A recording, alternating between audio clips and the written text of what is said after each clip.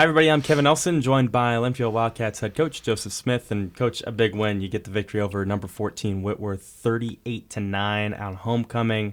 Kind of a weird weather game with rain at the beginning, but a huge homecoming victory for you and your program against a top 15 team. It was the highest ranked game of the day in D3 football. Your initial thoughts on the outcome? Well, I thought it was a tremendous day, like you mentioned, for all the above, and we had so many, obviously, alumni back. It was great to play well in front of so many of our faithful supporters, but most importantly, it was just good to play well as a team, and thought our defense was just tremendous.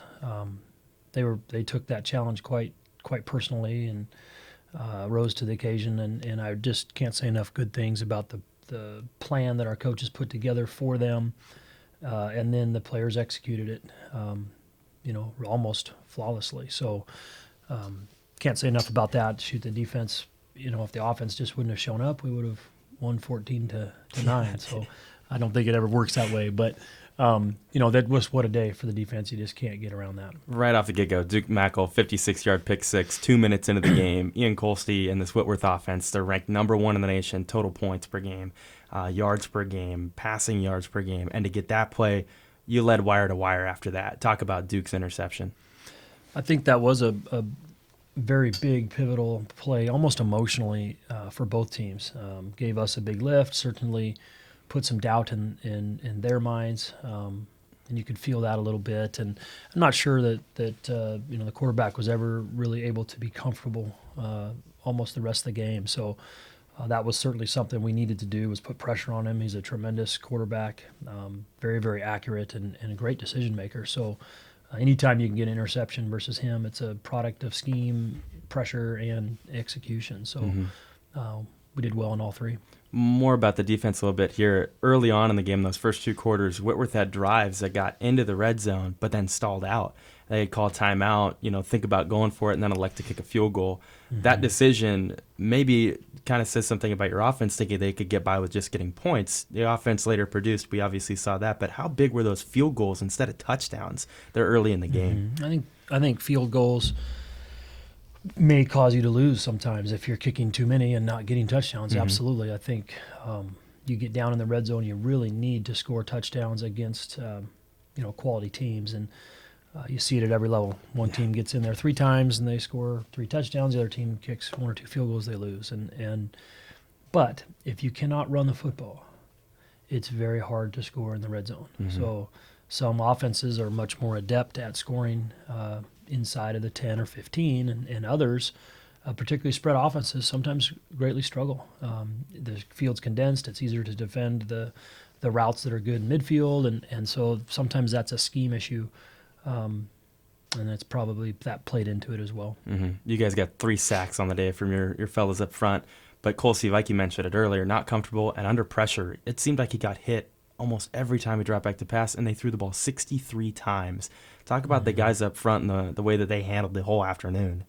Yeah, a lot of times you just get tired. Yeah. Rushing, 63 times. So it was important to trade out the D-line and get a lot of guys in the game, and I was very pleased with our conditioning. I think we did not appear to be tired.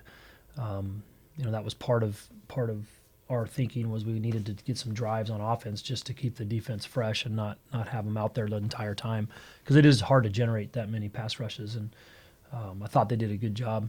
They really did. Jason Farlow was nominated and named D3 Team of the Week on defense, and then Northwest Conference Defensive Player of the Week. J.D. Laswell, Offensive Player of the Week, had another couple of touchdowns for him on just 3 grabs, but 122 yards. He's just explosive. He's already got 4 touchdowns on the year. Yeah, I think Farlow's, in my opinion, you could take a pick with he or Reimer, but I think they're the best 2 players in the conference on defense, and certainly our leaders. Mitch Keckel, tremendous player as well. So all 3 of them at linebacker are really just so dominating.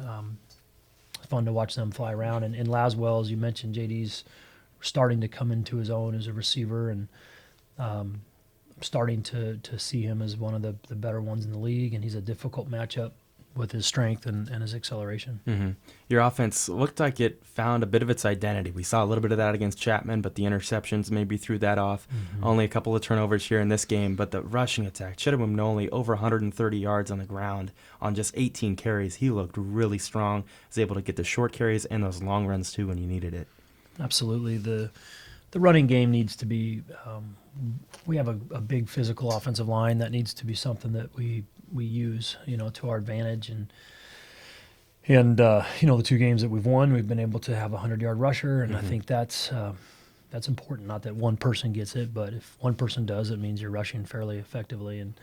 And we were winning the battle up front on offense, and that oftentimes will dictate to either good positive runs and staying ahead of the chains, not getting behind them, and then being able to take some shots. We have a very fast receiving core, so they are dangerous. And as we get our timing down with quarterbacks and receivers, even more so as the year progresses, I think they'll become even more dangerous. It seems like your offense wears teams down and wore out the Whitworth defense. Early in the game, weren't moving the ball as efficiently as they were late in the game. But kind of where's your confidence level in this offense as it develops? And we've seen them take a couple big steps, especially coming off the Mary Hardin Baylor game.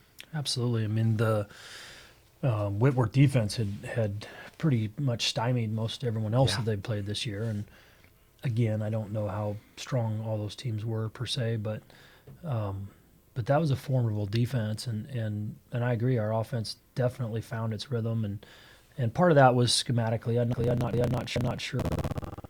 We adjusted some things on offense, which I think Coach Heyer did a wonderful job of matching up some blocking schemes against maybe some different looks that we were getting, and as that materialized, I think we found better holes. Mm-hmm. Your team hits the road for the first time since week 1. That obviously cleared down in Los Angeles. This is a short trip to Salem to play Willamette. It's coming off a loss to Lewis and Clark, the first time that they've lost to the Pilots since the year 2000. Your thoughts going into this matchup in the second Northwest Conference game of the year? Well, I think anytime we play a conference game, it's a big game, and so there's certainly a strong history between our 2 programs, and